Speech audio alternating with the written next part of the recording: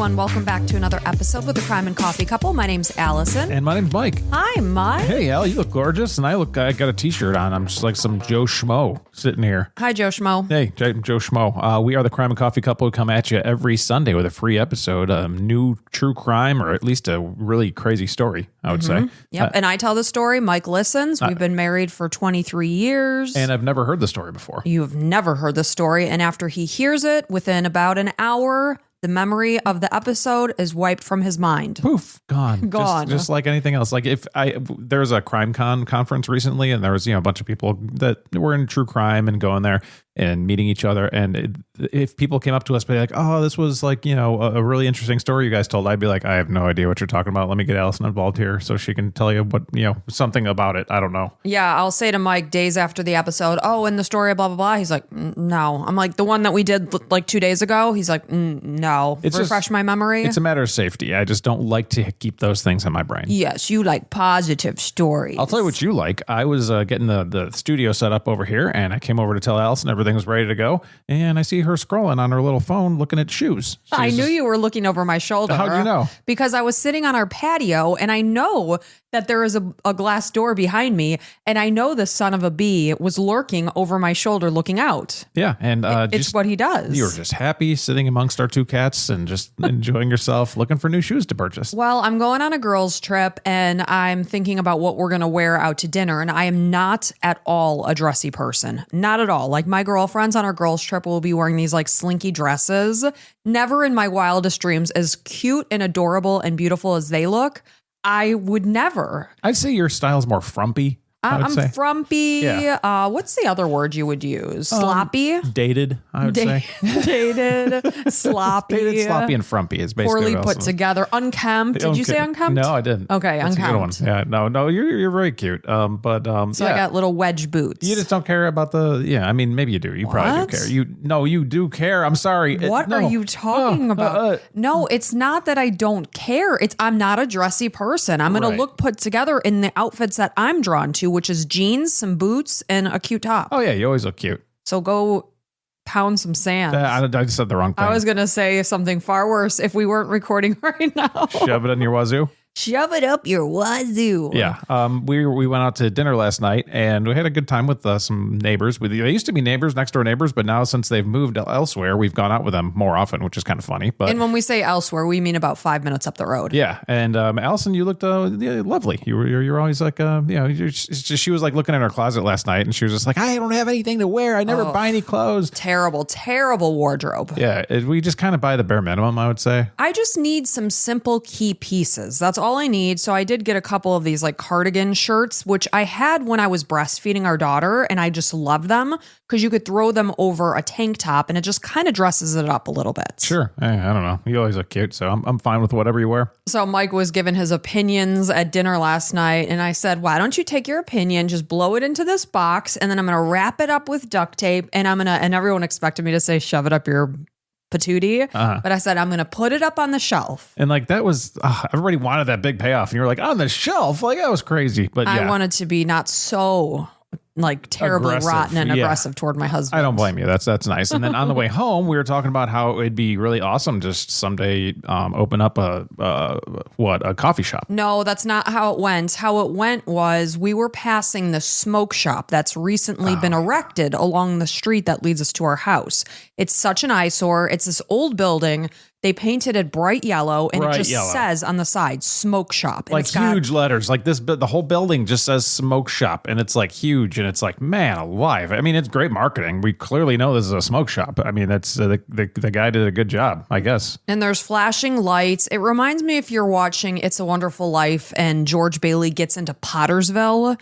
That's just what it reminds me of. It's got that seedy look to it. So I was like, why don't they just throw up a strip joint too, just to top it off? Yeah. So we were like, we should open I know, because we were talking about the strip joint. So we were like, just put up a big sign that says titties. Yeah, titties today. Come on by. It's like, with arrows pointing and like everything, and just be like disgusting, right? Like something you don't want by your house. But I was like, wait a minute. That's actually a decent idea. We should like name a coffee shop and call it Titties. But we would spell it Tiddies. Yeah, Tiddies. Come to Titties. Get your mouth full of titties. And we were doing the whole slogans like, I cannot start my day without titties. So many t-shirts. Like, it's just like, hey, could you go grab me some titties on your way home or something like that? Oh my gosh. I can't have titties at night because it keeps me up all night. Yeah. Drop some comments on what you think some good slogans for our new coffee shop would be. my I think that'd be gosh. fantastic. So it's, we'll partner all up together, and of course we'll serve good coffee, but it's going to be about the t-shirts and the merch. You got to have the beans. Yeah, gotta That's have the first and foremost, because if you don't have the beans, you've got nothing. And Larry David knows that. Then what are you doing there? Exactly. And then we can work on the merch. Right. But the beans are top notch. That sounds good. On that note, shall we dive into this dark roast cup of coffee? Yep. All right. So this is the story of the dark depths of Franklin Floyd. So anytime a young person dies, an overwhelming sense of loss is felt. A death, regardless of the person's age, is never easy to accept, but there's just something about when a young life is cut far too short that the pain can truly just be so hard to comprehend because it's almost like it's against nature and it's not meant to be. It's a grief that feels unfair, raw, and often impossible to put into words. So this case details the sudden death of a 20-year-old woman in Oklahoma whose investigation proved to be far, far darker and deeper than authorities could have ever imagined. The case uncovered the life of a young woman who had an unimaginably complicated and confusing identity. So it all began on a stormy night on April 25th, 1990, when a few men were making their way to a motel in Oklahoma City, Oklahoma. So as they were driving down the dark road, they spotted debris in the road. So they felt something that they needed to stop and check it out. So they climbed out, and as they started to look more closely, they noticed that there was a blue high-heeled shoe sitting in the middle of the road. So they started to look around more, and this is when they were horrified because they noticed that off to the side of the road, a blonde woman was lying face down. Her body seemed to be convulsing as her arms and legs twitched in different directions, so they immediately contacted authorities, and she was rushed to the hospital. So the woman was monitored in the ICU with a closed head injury, and she was given medications to help control the swelling inside of her brain. The following day, suddenly, this much older man came to the hospital, and he was identifying himself to the medical staff as Clarence Hughes. And he is the, injured woman's husband. He's also the father of their 2-year-old son, Michael Hughes. So he was explaining to, the doctors and nurses that they lived about 2 hours away in Tulsa, where his wife, this is 20-year-old Tonya Hughes. This is the woman that was injured on the side of the road and is now in the ICU. So Tonya Hughes worked as a stripper. So the hospital staff members found that the man was just kind of strange, just gave off a weird vibe. Like there was something more going on there. But even more concerning, Tanya's body showed signs of old bruises that, seemed like it maybe showed a bit of abuse that was going on prior to this horrible accident that she was involved in. So sadly, Tonya Hughes died on April 30th as a result of her injuries from what was believed to be a hit-and-run accident. And she was only days from celebrating her 21st birthday. Meanwhile, hospital staff were left to wonder, was there more to this story? And maybe foul play was involved. So as word of Tanya's death spread, her friends and coworkers from the club where she danced, this was in Tulsa, they wanted to notify her family of her sudden and unexpected death. So when they got in touch with a woman that they believed to be Tanya's mom, she informed them that her daughter, Tonya Hughes, had died 20 years earlier when she was only a baby. She was 18 months old. Weird. That's, I got something interesting happening here. Right. So that was the first sign that something was not right. So this was the moment that people began to realize that their friend, Tonya Hughes, was maybe not who they thought she was. And maybe not who she thought she was, perhaps. Perhaps. But if she wasn't, then who is she? Or who was she, I should say? So meanwhile, the young woman they only knew as Tonya was laid to rest with a tombstone that simply read, "Tonya, I'll always be with you." So the women who danced alongside Tonya at Passions Club in Tulsa, they described her as a very smart woman who was always reading. They knew her husband, Clarence, to be a highly controlling man who never allowed their son to be alone with her mother, or his mother, I should say. So basically, Tonya was not allowed to go anywhere alone with Michael, and that's just an extent of how he was controlling. So not only that, but the bruises they saw on her body were evident of a violent life behind closed doors. But anytime they would ask her about these injuries, they never believed the story she told them as a cover of how she got these bruises. Oh, fell down the stairs and whatever. Yes. So Tonya did admit to those that she was closest with that she did want to leave and escape her husband, but she felt trapped and she felt she was unable to safely get away from him without endangering her son's life. And that's probably why Clarence never wanted her to be alone with their child, because he knows she would just take him and leave him forever. Right. That's probably exactly right. So only one day after Tanya's death, there were concerns about Clarence being able to properly care for his 2-year-old son, Michael, and he was born in 1988. But I believe that even Clarence himself was maybe even questioning this. So Michael was removed from his care, and on May 1st, 1990, he was placed into the home of Merle and Ernest Bean. So the couple immediately noticed that if the little boy was told no, he would throw an incredible tantrum that truly put him at risk for actually harming himself. So when angry, 2-year-old Michael would throw himself backwards, and he was, at risk for striking his head on the hard tile floor. And if you've ever had a 2-year-old, sure, they are prone to tantrums, but this seemed above and beyond. So as they took him into their home, Merle and Ernest were told that he would only accept drinking something from a bottle, and what it was that he would accept was only Pepsi.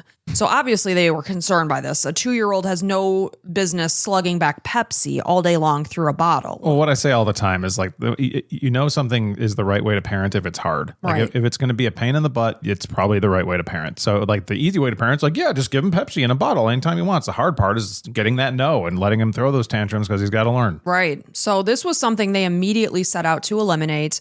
And very soon, Michael was drinking milk out of a cup, and he was settling into this new loving home that had structure. How about that? So as time went on, Merle and Ernest noticed that this little boy seemed to be a brand new child. Everything was falling into place.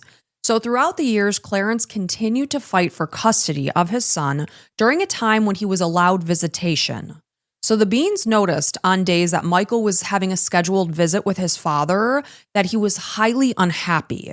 And one time he even hid under the piano, and he referred to Clarence as that mean man. So, when kids are saying something, you have to listen because odds are something's going on. Absolutely. So when a paternity test was done, though, it proved that Clarence Hughes was not the biological father of Michael, and thus his legal rights to the child were immediately effectively terminated. So on the week that Clarence's visitations with Michael were suddenly terminated, Merle noticed a pickup truck that was kind of loitering around their house. She just noticed it passing, driving by slowly, turning around, and she felt really unsettled. So she went on to contact the Department of Human Services, and when she asked, because she didn't know Clarence, she asked what he looked like and what the car that he drove looked like. And lo and behold, she realized that the man that she saw driving slowly around their property was Clarence Hughes. However, when she reported this, her concerns were not taken seriously. She was basically told that she was being paranoid. So on September 12th, 1994, when Michael had been under the care of Merle and Ernest for more than 4 years, he was a 6-year-old first grader at Indian Meridian Elementary School in Choctaw, Oklahoma. Clarence suddenly showed up at the boys' school, and he pulled a gun on the principal. This is James Davis. So Clarence told James that he was ready to die, and if James didn't help him, he would be killed. So they went to Michael's classroom as instructed, and the trio left the school property in James's truck. So they drove to a remote wooded area where Clarence handcuffed James's hands together around a tree, and he duct taped his face and mouth. So he left this guy tethered to the tree and drove away in James's truck. So Principal Davis remained in this spot until someone just so happened to come upon him, and then they contacted authorities 4.5 hours later. Well, thank God they didn't kill him, but I mean, still very harrowing. Right, and then Clarence has 4.5 hours to get away with Michael. So the FBI was contacted and a kidnapping investigation began. So this brought to light the true identity of Clarence Hughes. So when they pulled the man's file, they noticed that when he tried to collect on his late wife's insurance policy, this is Tonya Hughes, this happened 4 years earlier, the social security number that he provided was not tied to a Clarence Hughes. It was tied to a man named Franklin Delano Floyd. So authorities came to learn that Franklin Floyd had many aliases throughout the years, to name a few: Trenton Davis, Warren Marshall, and Clarence Hughes. So his criminal record proved that he was a highly dangerous man who was a convicted pedophile. In 1962, when he was working as a trucker, he was only 19 years old. He abducted a 4-year-old little girl from a bowling alley in Georgia, and he raped her in the nearby woods. Disgusting. So he was sentenced to serve only 10 to 20 years in prison.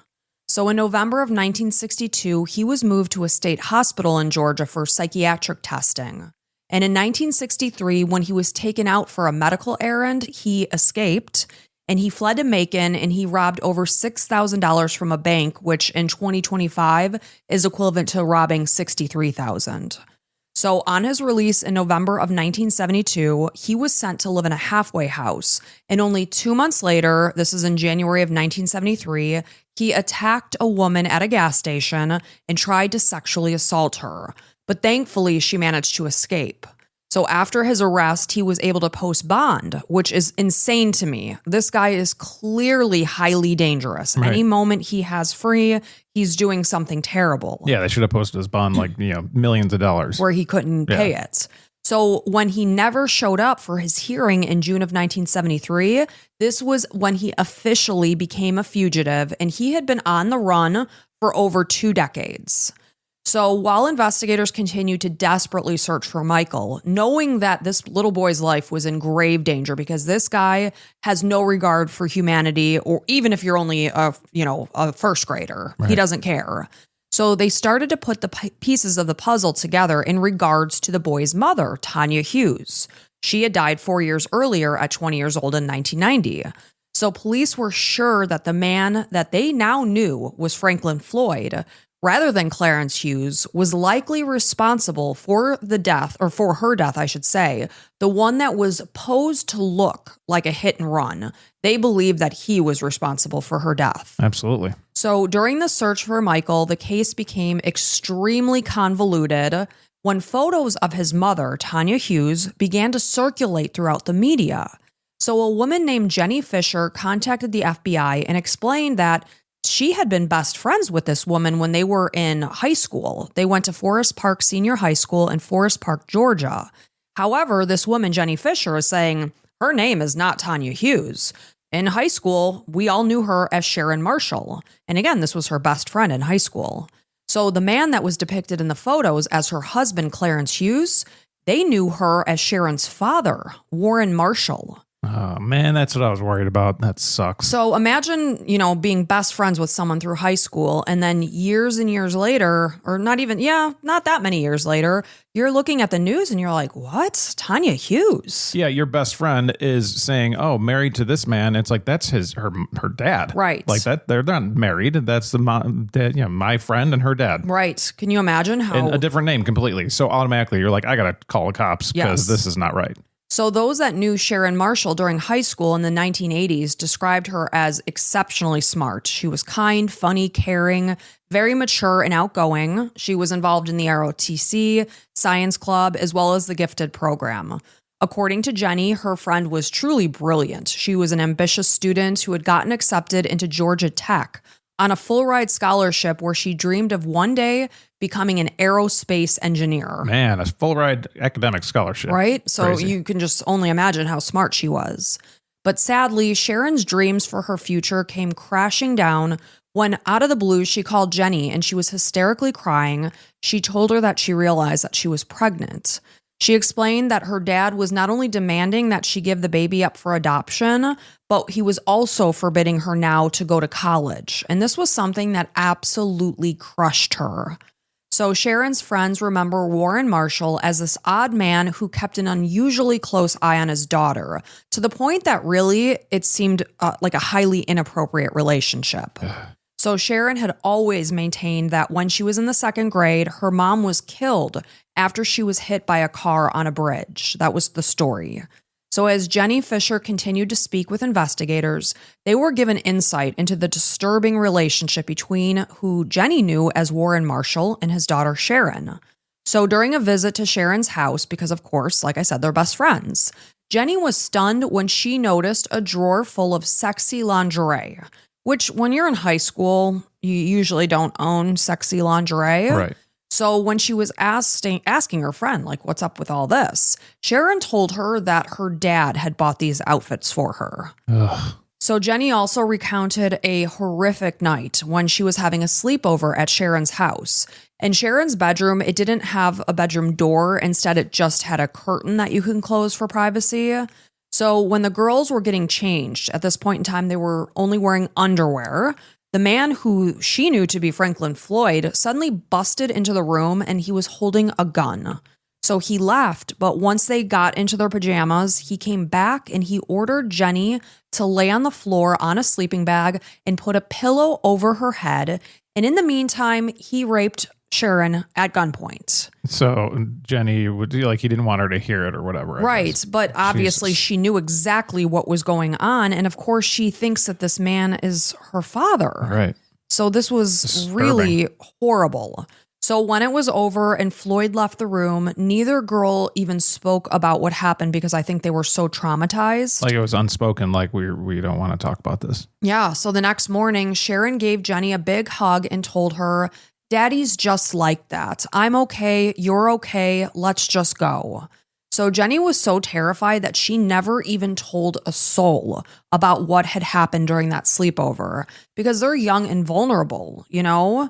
So it's just awful. I mean, you can't judge anybody. Obviously, she should have. Yeah, that would be great. Obviously, Yeah, that they were looking kids. back. Yeah, you can't blame her. So investigators were determined to learn more about the timeline of Sharon's life. They knew that she was 20 years old when she died in April of 1990.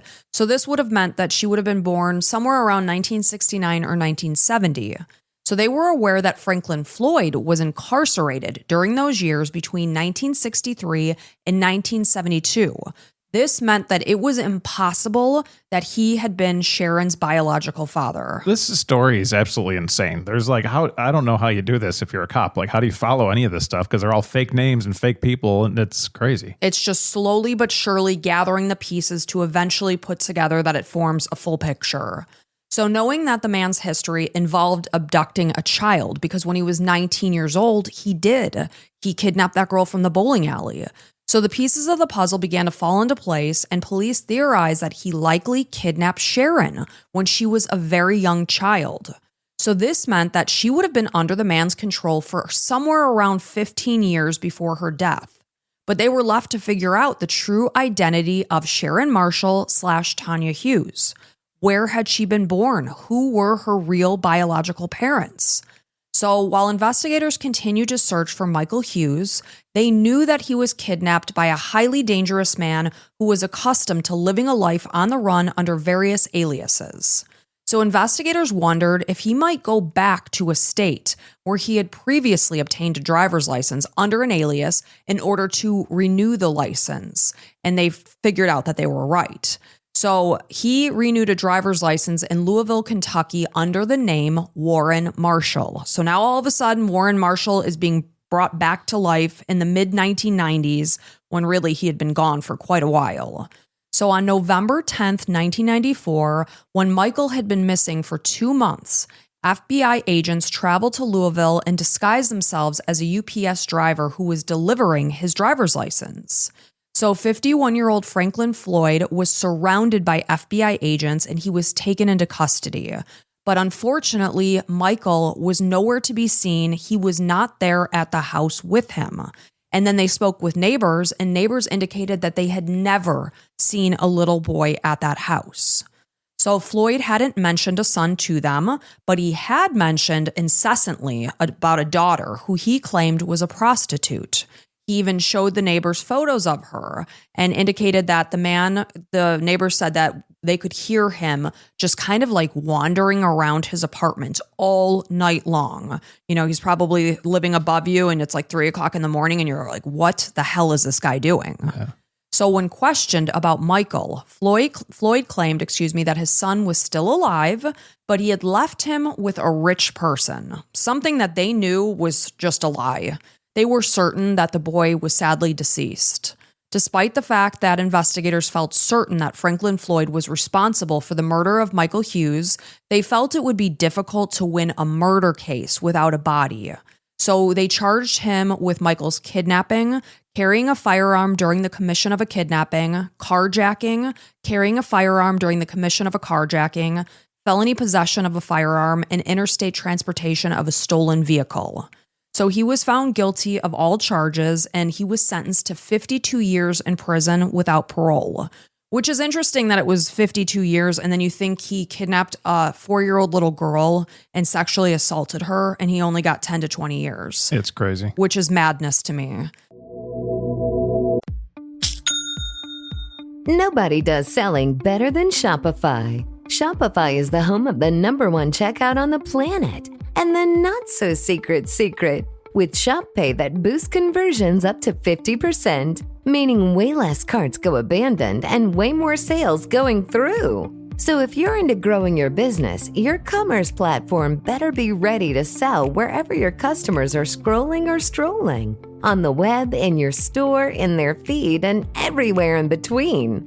Businesses that sell more, sell on Shopify. Upgrade your business and get the same checkout that Skims uses. Sign up for your $1 per month trial period for 3 months at shopify.com/Westwood1, all lowercase. Go to shopify.com/Westwood1 to upgrade your selling today. Shopify.com/Westwood1.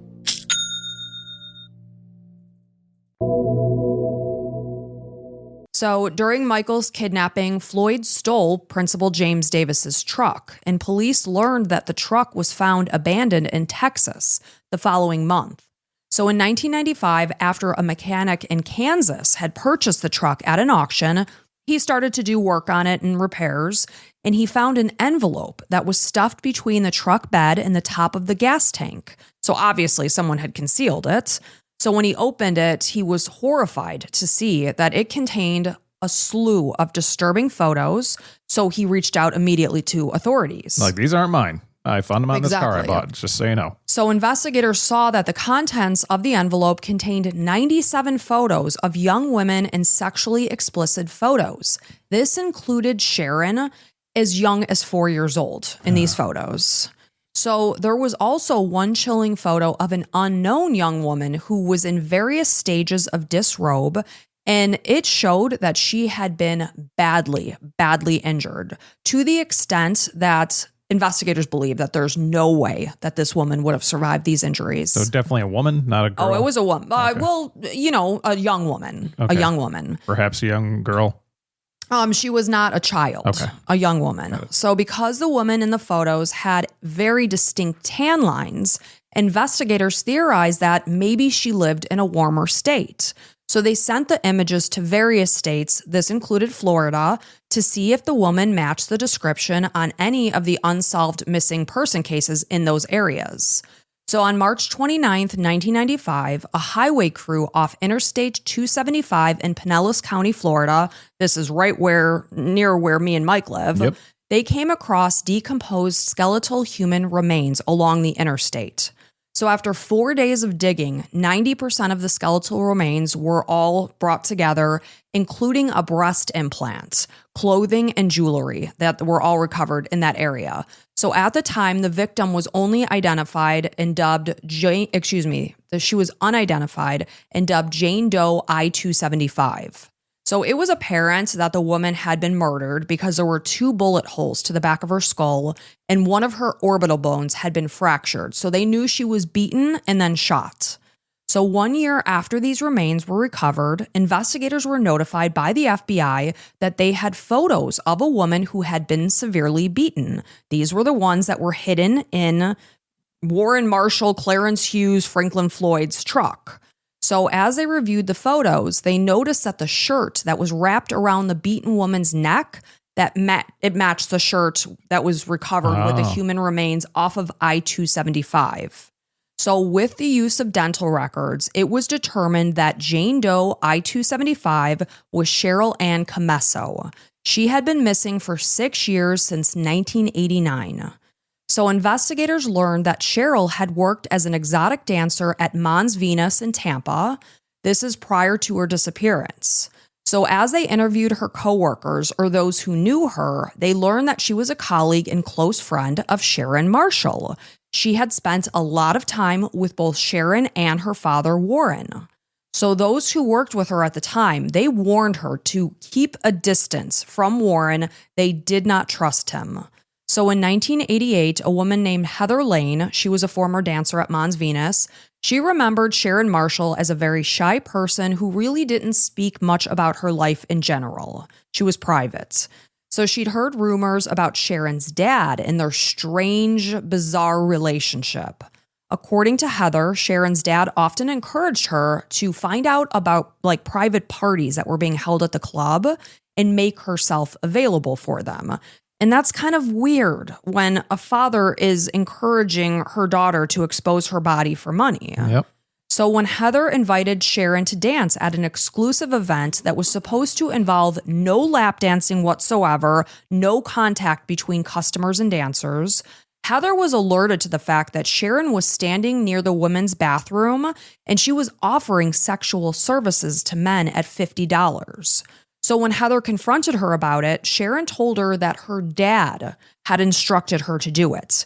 He had even purchased the condoms that she planned to use.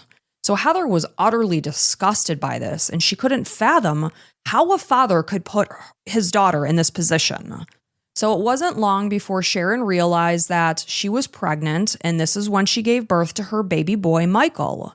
She immediately took to motherhood, and Michael became the center of her world. He was likely the best thing that had ever happened to her.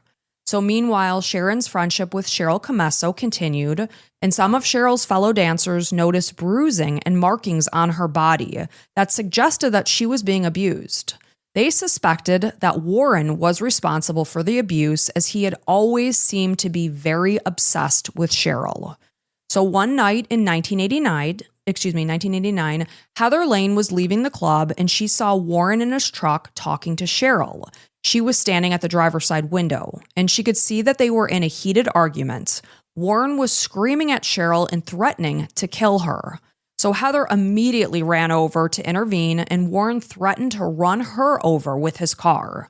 So the women walked away, the women walked away together. Heather was like, "Come with me, Cheryl." So Heather assumed that Cheryl was just going to head home where she lived with her father. Sadly, this was the last time anyone ever saw Cheryl. So Heather, is realizing that she's vanished. Is it connected with Warren? This happened in April of 1989. She was only 18 years old when she disappeared. So Cheryl's beloved red Corvette was found abandoned, and her family reported her missing. So when they contacted the staff at Mons Venus, they were told that maybe she went down to Miami to dance. Maybe this was something she mentioned doing. But her family knew that never in a million years would she have left her beloved red Corvette behind. That's why they reported her missing. So Cheryl was a former beauty pageant winner. She dreamed of one day becoming a model and posing for Playboy. So her friends spoke highly of her lovely personality, and sadly, despite extensive searches, she remained missing. Nobody knew what happened to her until 6 years later when her remains were found. So after Cheryl vanished, Sharon and Warren suddenly left the Tampa area, and around this time, a neighbor near their trailer saw a suspicious man in a truck, and he was getting out of his truck and walking around the Marshall's trailer. And then only moments later, the trailer exploded in what was clearly believed to be a case of arson, likely someone that Warren had hired. So FBI Special Agent Joseph Fitzpatrick, he now realized that Sharon and Warren left the Tampa area because he had just murdered Cheryl Comesso. So they changed their names. Sharon Marshall became Tonya Dawn Tadlock, while Warren became Clarence Hughes. Names that were inspired by tombstones that they had seen in Alabama. So since now Clarence Hughes knew that investigators were on the hunt for a man, his daughter, and her child or his grandson, rather than a man, his wife, and their child, They stopped off in Louisiana to get married, and Tonya's name was changed yet again, now officially to Tonya Hughes. So Franklin Floyd was already serving a 52-year sentence for Michael's kidnapping. And in 1997, he was charged with Cheryl's first-degree murder, and he was sentenced to death 5 years later in 2002. So all of this is tying up, but investigators felt a sense of relief that this dangerous monster at least would be behind bars and unable to harm anyone else. But they were still left to figure out where Michael was, where was his body, and also learn the true identity of Sharon Marshall / Tonya Hughes. So in 2002, author Matt Birkbeck, he was notified about a photo that was posted on a missing persons website, and it depicted a little girl that was sitting on the lap of a man that was supposedly her father. So under the photo was a caption that indicated that she had been kidnapped and raised as his daughter. Then he married her and eventually murdered her. So the girl in the photo had a hauntingly sad expression on her face. So Birkbeck contacted a now retired Joe Fitzpatrick from the FBI about this photo. And when he saw the image, he believed that the little girl appeared to be about 5 years old and was probably Sharon Marshall. So Matt Birkbeck decided to write a book in order to get to the bottom of who Sharon Marshall was.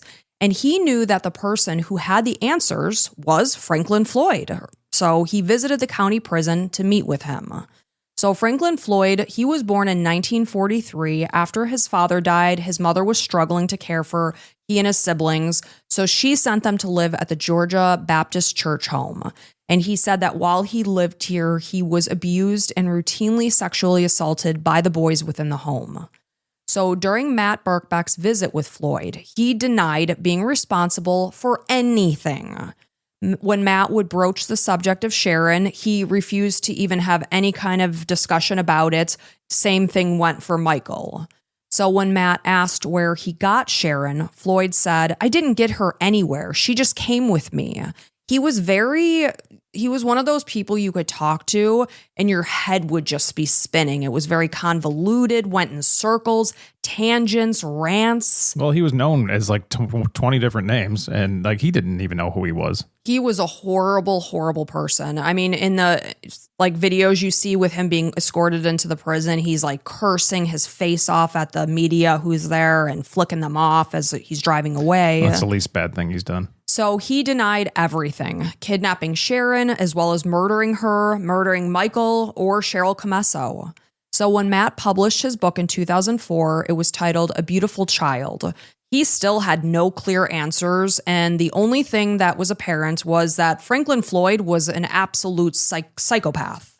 So in 2018, Matt went on to release his second book about the case, Finding Sharon. So Matt's book brought attention to Sharon's case, which gradually began to grow and spread around the internet as more and more people tried to figure out her true identity. So in 2005, Matt got an anonymous email that asked, "Would DNA of Sharon's daughter help you?"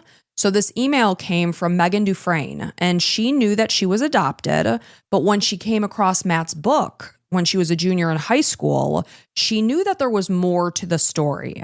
So the more she learned, the more her anger and sadness grew about the life that she learned this was her mom that she was reading about. That, you know, what must she have endured throughout her life? So Megan was told that her birth mom had been killed in a car accident, but she eventually learned that in 1989, Clarence and Tonya Hughes went to a New Orleans attorney's office indicating that she was pregnant and they could not afford another child because they already had Michael. So 6 weeks later, Megan was born and she was given up for adoption. So Megan is at least a half sister of Michael. Right. Okay. So in 2010 or 2011, Megan submitted her DNA to see if she could find any relatives. Her birth mother had given birth 3 times, once in high school. Remember when Sharon was set to go to college and then she was told, no, you can't go. Then to Michael in 1988, and then to Megan the following year. So very little is known about the true identity of each of the baby's fathers.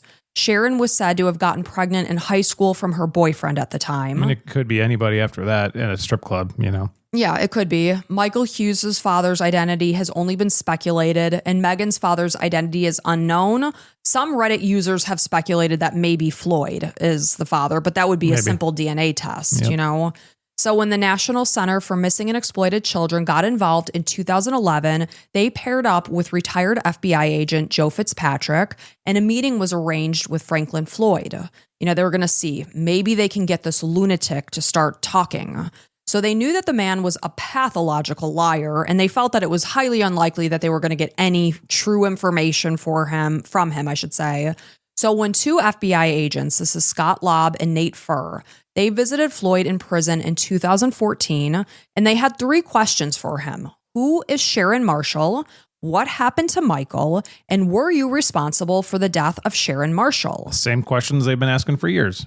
So they began, with trying to learn Sharon's identity, but just like with Matt Birkbeck, he refused to talk about it, and he just began to endlessly rant, believing that the guys that were sitting across from him were attorneys, not FBI agents. They're like, listen, guy, we're from the FBI, shut the hell up. We're trying to get you in more trouble. Right. So when they explained that they were from the FBI and they were there because they were reopening Michael's investigation, he told them, I would appreciate it if you closed it.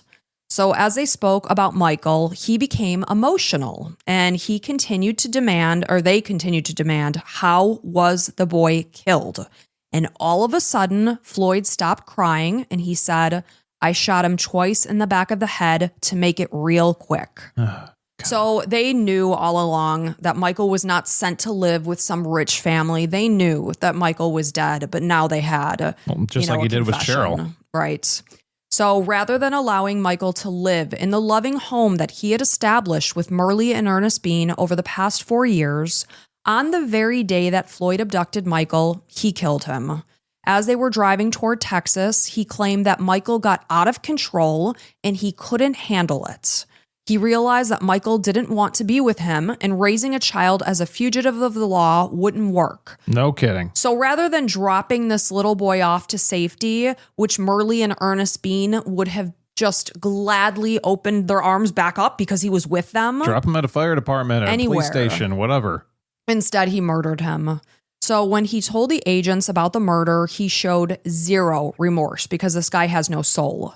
So Merle and Ernest Bean, they were devastated to learn of Michael's fate because they had been so close to actually legally adopting him.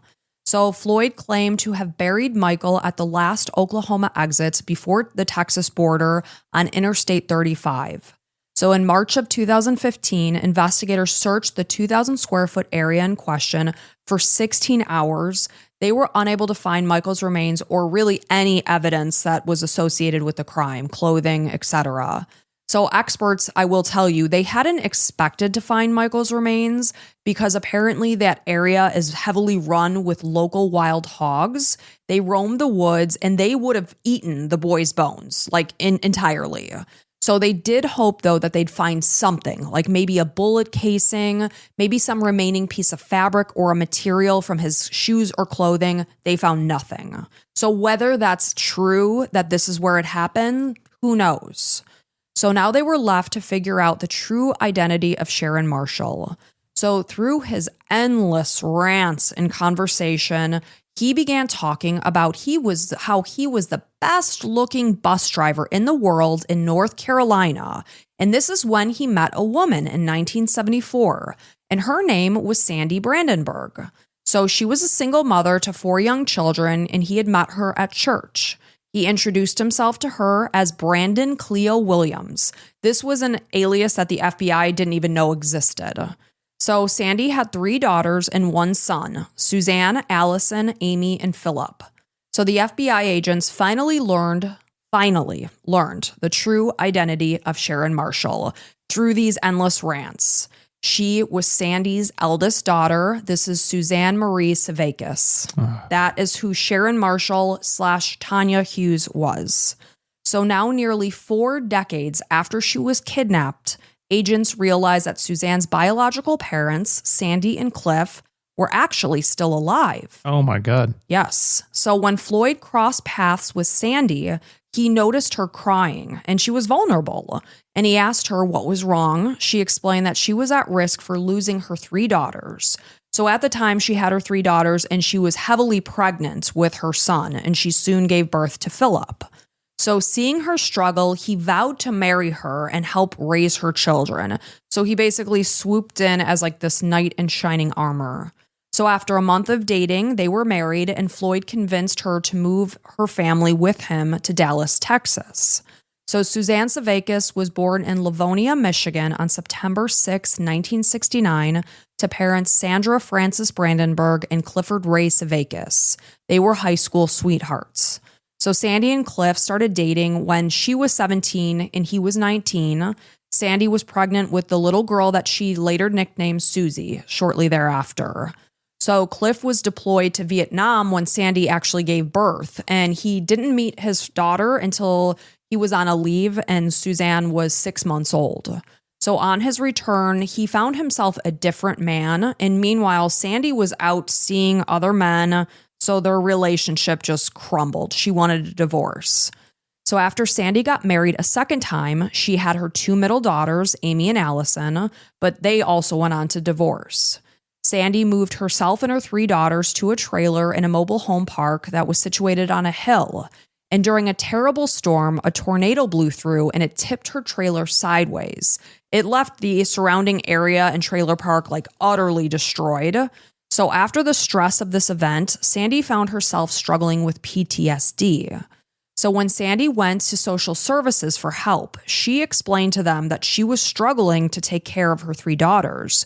So they didn't feel she was safe to take care of them, and they took the girls from her. So 23-year-old Cliff stepped up to try to help, but he was struggling. He wasn't doing well mentally. He realized that he was also not capable of caring for 3 little girls. Sad. So when Sandy met the man who introduced himself as Brandon Williams, she was in an exceptionally low, vulnerable time in her life. So with his support, she felt this tremendous relief, and he helped her get her children back. However, it wasn't long before Brandon started doing things that made her very uneasy. He was starting to show his true colors. He would carry a knife with him at all times, and he told Sandy, "You think you're going to leave me? That's not happening." So one day while Sandy was out, she was buying diapers for her children. She wrote a bad check at a 7-Eleven, and she ended up being sentenced to 30 days in jail. So while she did her time, she left her children under the care of her husband. So on her release, Sandy was stunned when she came home and she found their house empty. And the guy who she believed was her husband, Brandon, was nowhere to be found, and nor were her children. So when she went to police, they learned that he was actually the children's stepfather, and they told her basically he had every right to take them. Jeez. So that he had done nothing wrong and there was really nothing they could do for her. How does he have every right to take them and not tell the mother where they are? I don't know. I don't get that. I don't know. So she eventually found her 2 middle daughters, Allison and Amy. They were in the care of a local church, social services, and Suzanne and Philip were nowhere to be found. So when Floyd first left Texas with Suzanne, he took her to Oklahoma and he enrolled her into elementary school. Apparently, he was registered under the name Trenton B. Davis, and Suzanne was still using her real name. Whether she was using Suzanne Savakis or if he did Suzanne Davis, I'm not entirely sure. But it was 9 years later when they moved to Georgia and Suzanne became officially Sharon Marshall when she entered high school. So on June 3rd, 2017, Suzanne's tombstone was changed to reflect her true identity with the help of her biological daughter, Megan, as well as author Matt Birkbeck. So she finally had the memorial service that she always deserved.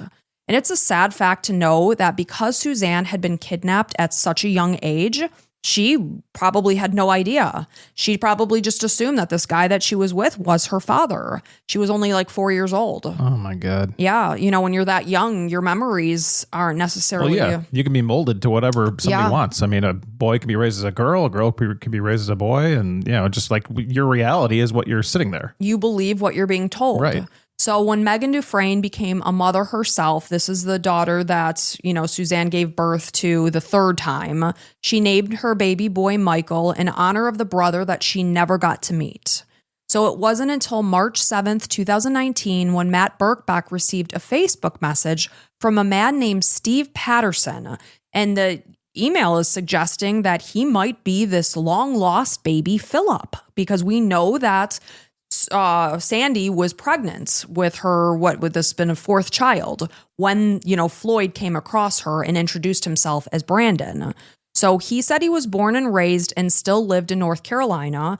And when his father passed away in early March of 2019, his mother, Mary, showed him documents that proved that his birth name was Philip Brandenburg. So Mary explained that years earlier, she had met a woman named Sandy Brandenburg at the hospital. And Mary was grieving because she had just lost another pregnancy. She was highly distraught. And meanwhile, Sandy was struggling to care for the 3 daughters that she had.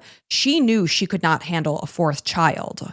So weeks later, Sandy suddenly showed up on Mary's doorstep. She had a baby in her arms, and she explained that she was leaving town with her 3 daughters and her new husband. She said, "I cannot take this infant. I cannot care for him." So she literally just handed the baby over to Mary. And Mary could see Floyd just like lurking in the background watching this interaction. So they drove off and she never saw him again. She never saw them again. She changed Philip's name to Stephen, and she and her husband raised him as their own. How do you, you can't do that anymore now because there's too many checks and balances. Like you got to go through more official ways because you don't have his birth certificate and stuff. I mean, she could have just been I don't know how they even did it, but I mean, thank God she gave up her child instead of trying to murder the child, obviously. Absolutely. Or just be raised in some tumultuous household with this, controlling guy. At least one got out. So after Steve got in touch with Matt, a DNA test was arranged, and on February of 2020, it proved that he was Sandy's biological son and Suzanne's little brother. Steve has since gotten into contact with Suzanne's biological daughter, Megan, who remains close with her biological grandfather, Cliff Savakis, as well as his wife, Jen. So they're very much involved in Megan's life. So that's her cool. granddaughter. Yeah. So when Megan got married, Cliff actually flew out to be there. He was able to dance with his granddaughter. He knows that Suzanne is gone, while he feels thankful that he has Megan in his life. On the other hand, when Megan's adoptive mom, also named Mary, she tried to get in touch with Sandy to say, you have this opportunity to have this relationship with your granddaughter now that your daughter is gone. Sandy wanted nothing to do with it. Oh, great. No interest whatsoever. Man, I can't imagine that. I can't imagine being such a piece of crap human being. You don't want to know your grandchild. Don't care about your family. Go to hell. So in 2022, Netflix released a documentary about Suzanne's life titled Girl in the Picture. I actually watched this years ago on a flight to Chicago, and it was just so captivating. It's such an unreal story. The whole time you're telling this, I'm this has got to be a movie. Yes. You got to enroll some Hollywood stars into this. This is crazy. So Netflix Girl in the Picture. So several people in the documentary expressed their frustration that Sandy hadn't even really tried to find her daughter, Suzanne. So this would have saved her from the monster who ended up controlling her entire life because she lived with him for about 16 years. Well, let's not forget, obviously Franklin Floyd is the one to blame here, right? So, and Sandy, you have to guess that she's under some drug use or something to be just so not caring about her own kids and grandkids and stuff. I don't know, I have no idea about her, but what other explanation is there, right? I don't even know that there was drug use. I think it was just bogged down by life and mental struggles that it was just one less mouth to worry about. Thank God I don't have that mentality. So, poor Suzanne lived with this horrific guy until her untimely death at only 20 years old. Franklin Delano Floyd died at age 79 of natural causes on January 23rd, 2023, where he was incarcerated at Union Correctional Institution in Rayford, Florida. And that is the insane story of Suzanne Savakis and Franklin Floyd. Absolutely insane. This is one of the craziest stories we've ever told, as far as I'm concerned. And it's not only just Suzanne, it's Michael, it's Cheryl. This guy was a freaking monster. At 19 years old, he raped a 4-year-old. Just an absolute monster. And so there's so many storylines here, but did you say how he was raised originally? Do we know anything about that? Yeah, I did say that his father died and his mother was struggling to care for him and his siblings, so they were placed into a home and he was sexually abused. That's his story. He was sexually abused by boys repeatedly. So that's his story. That's his story. We don't know if that's true. The problem is when you are a pathological liar, you can't necessarily believe the words that are coming out of your mouth. It's like the boy who cried wolf. And that's what we always tell our kids. If we don't have trust in this family, then the foundation is very rocky. Yeah, you can talk about anything and we can't believe you. Can't believe you. And I want to trust people. I'm a very trusting person. Don't lie to me and I will believe what you're telling me. Yeah. So just a horribly, horribly sad case. This guy, when I tell you he has no soul, I'm not exaggerating. This guy takes no responsibility for what he's done, shows no remorse, has no regard for humanity, just doesn't care. Well, he doesn't care about his own life. He doesn't care about anybody else's life. Just wants to take what he can, what he wants. And glad he's dead. Yeah. So thank you so much for being here, and thanks for telling the story. It was, there was a lot of things there. You had to do a lot of research on that one. Like a roller coaster. Yeah, just crazy. Hey, if you want to hear more episodes, we've got bonus episodes coming out every Wednesday. Go check out your Apple Podcasts or Patreon or Spotify. Bonus episodes are all there. So we'd love to have you. And we appreciate you stopping by. Tell all your family and friends about us, please. We're just a little podcast here. We're just a Ma and Pa podcast. I'm Pa. And I'm Ma. Yeah, we're not one of those big conglomerates here. We're just trying to get by every day. Allison does all. She just keeps on swimming. Keeps on swimming. Just keep swimming. Just keep swimming. Swimming. What do? We swim. Yeah. So that's what we do. We swim, and we'd love you to swim with us. So thanks for stopping by. We really appreciate it. Yeah. Thanks, guys. And we will be back next week with another scheduled episode. And until next time, bye.